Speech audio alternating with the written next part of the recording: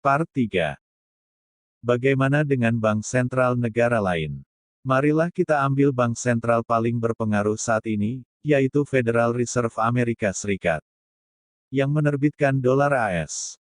Saham terbesar Federal Reserve of America ini dimiliki oleh dua bank besar, yaitu Citibank, 15%, dan Chase Manhattan, 14%.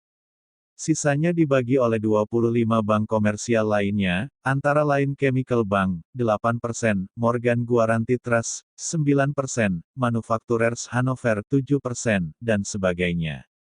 Sampai pada tahun 1983 sebanyak 66% dari total saham Federal Reserve AS ini, setara dengan 7.005.700 saham, dikuasai hanya oleh 10 bank komersial, sisanya 44% dibagi oleh 17 bank lainnya. Bahkan, kalau dilihat dengan lebih sederhana lagi, 53% saham Federal Reserve Amerika Serikat dimiliki hanya oleh 5 besar yang disebutkan di atas.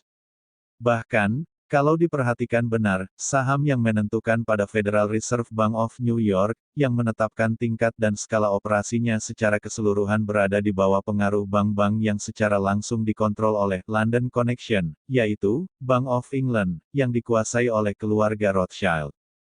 Sama halnya dengan bank-bank sentral di berbagai negara lain, namanya berbau nasionalis, tapi pemilikannya adalah privat. Bank of England, sudah disebutkan sebelumnya, bukan milik rakyat Inggris tapi para bankir swasta, yang sejak 1825 sangat kuat di bawah pengaruh satu pihak saja, keluarga Rothschild. Pengambilalihan oleh keluarga ini terjadi setelah mereka membail out utang negara saat terjadi krisis di Inggris. Deutsche Bundesbank bukanlah milik rakyat Jerman tapi dikuasai oleh keluarga Siemens dan Ludwig Bumberger.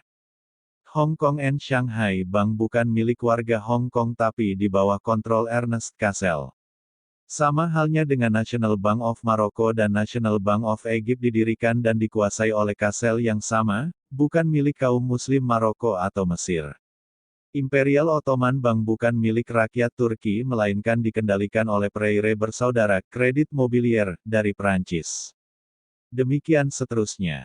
Jadi, bank-bank nasional, seperti ini, sebenarnya, adalah sindikat keuangan internasional, modal antar bangsa, yang secara real tidak ada dalam bentuk aset nyata, specie, apapun, kecuali dalam bentuk angka-angka nominal di atas kertas atau byte yang berkedap-kedip di permukaan layar komputer. Bank-bank ini sebagian besar dimiliki oleh keluarga-keluarga yang sebagian sudah disebutkan di atas. Utang-utang yang mereka berikan kepada pemerintahan suatu negara tidak pernah diminta oleh rakyat negara tempat mereka beroperasi. Tapi dibuat oleh pemerintahan demokratis yang mengatasnamakan warga negara. Mereka, para bankir ini, adalah orang-orang yang tidak dipilih, tak punya loyalitas kebangsaan, dan tidak akuntabel, tetapi mengendalikan kebijakan paling mendasar suatu negara. Dan setiap kali mereka menciptakan kredit, setiap kali itu pula mereka mencetak uang baru dari byte komputer belaka, share, like and comment. Zionis Yahudi di balik semua kejahatan di dunia, dengan kebijakannya yang menghalalkan apa yang diharamkan oleh Tuhan, termasuk sistem riba oleh IMF.